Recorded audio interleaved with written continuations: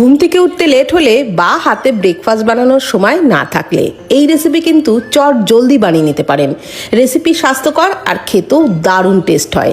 বাচ্চার স্কুল টিফিনেও বানিয়ে দিতে পারেন কিংবা নিজেরা ব্রেকফাস্টে তো অবশ্যই ট্রাই করতে পারেন। সাথে খাওয়ার জন্য কোনো চাটনিরও প্রয়োজন হয় না, সস দিয়ে খেতেই দুর্দান্ত লাগে। তো এই রেসিপির জন্য একটা মিক্সির জারেতে নিয়ে নিচ্ছি 1 কাপ সুজি। এখানে 200 গ্রাম সুজি আছে। সুজির পাউডার তৈরি করে নিচ্ছি। তো সুজির পাউডারটা কিন্তু একদম মিহি হবে না, একটু দানা দানা থাকবে। তো সুজির পাউডারটাকে একটা বোলের মধ্যে ঢেলে নিলাম। ওর মধ্যে 1 কাপের থেকে একটু কম পরিমাণে উষ্ণ গরম জল দিয়ে খুব ভালো করে মিশিয়ে নিচ্ছি। আর যেহেতু সুজির পাউডার তৈরি করে নিয়েছি, তো এই ব্যাটারটাকে রেস্টে রাখার কিন্তু কোনো প্রয়োজন নেই। ভালো করে জলটা দিয়ে মিশিয়ে নিতে হবে যেন কোনো জায়গায় দলা পাকিয়ে না থাকে। তো এইবার ওর মধ্যে দিয়ে দিচ্ছি 2টো ডিম ফাটিয়ে।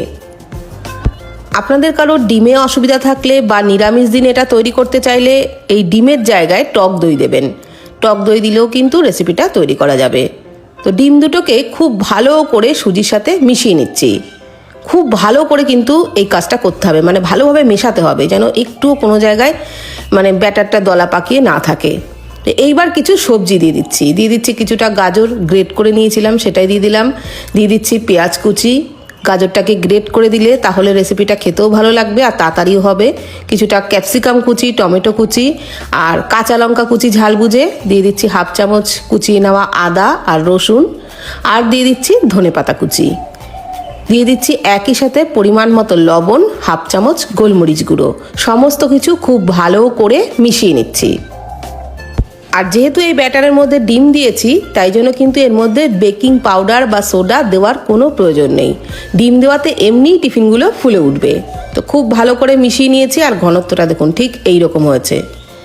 আর আপনারা যদি ডিমের জায়গায় টক দই দিয়ে তৈরি করেন তাহলে কিন্তু একটু বেকিং সোডা অবশ্যই দিতে হবে।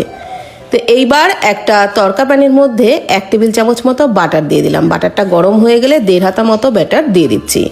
আর একদম লো ফ্লেমে কিন্তু কিছুক্ষণ রেখেছিলাম। ওপরটা হালকা কাঁচা রয়েছে, সেই অবস্থাতেই সাবধানে কিন্তু উল্টে দিয়েছি। ওপরটা যদি বেশি ভাজতে চান তাহলে কিন্তু নিচটা আবার পুড়ে যাবে। তো এইরকম একটা সুন্দর লালচে রং ধরিয়ে ভাজতে হবে। আর এইরকম প্রথমে একটু কাঁচা থাকতে থাকতে উল্টে দিতে হবে, আর তারপর উল্টে পাল্টে বেশ লালচে করে দুটো পাশ ভেজে নেবেন, অবশ্যই লো ফ্লেমে। তাহলেই কিন্তু ভেতরটাও ভালো ভাজা হবে। তো একইভাবে আমি আরও একটা ভেজে দেখাচ্ছি। আবারও 1 টেবিল চামচ মতো বাটার তড়কা প্যানের মধ্যে দিলাম। তারপর ঠিক 1.5 হাতা মতো ব্যাটার দিয়ে দিলাম। দেখুন ওপরটা কিন্তু হালকা কাঁচা রয়েছে। তো এই অবস্থাতেই সাবধানে উল্টে দিলাম, তাহলে নিচের রঙটাও বেশ সুন্দর থাকলো, বেশি পুড়ে গেল না। তো তারপর একটু উল্টে পাল্টে লো ফ্লেমে একটু টাইম নিয়ে ভাজবেন, তাহলে ভেতরটা সুন্দর ভাজা হবে, একটুও কাঁচা থাকবে না। তো এইরকম ভাজা হয়ে গেলে, লালচে রং হয়ে গেলে আমি তুলে নিলাম। আর একইভাবে 4টে টিফিন বানিয়ে নিয়েছিলাম। টোটাল 5টা হয়েছিল, এখানে আমি 4টেই দেখাচ্ছি। আর দেখুন টিফিনগুলো কতটা নরম হয়েছে দেখে নিশ্চয়ই বুঝতে পারছেন। একটা ভেঙেও দেখাচ্ছি যে ভেতরটা কত সুন্দর ভাজা হয়েছে, একটুও কিন্তু কাঁচা নেই। আর টমেটো সস দিয়ে খেতেই দুর্দান্ত লাগবে, কোনো চাটনিরও প্রয়োজন নেই। তো ভিডিওটি ভালো লাগলে প্লিজ কমেন্ট করবেন। ভালো থাকবেন, সুস্থ থাকবেন, ধন্যবাদ।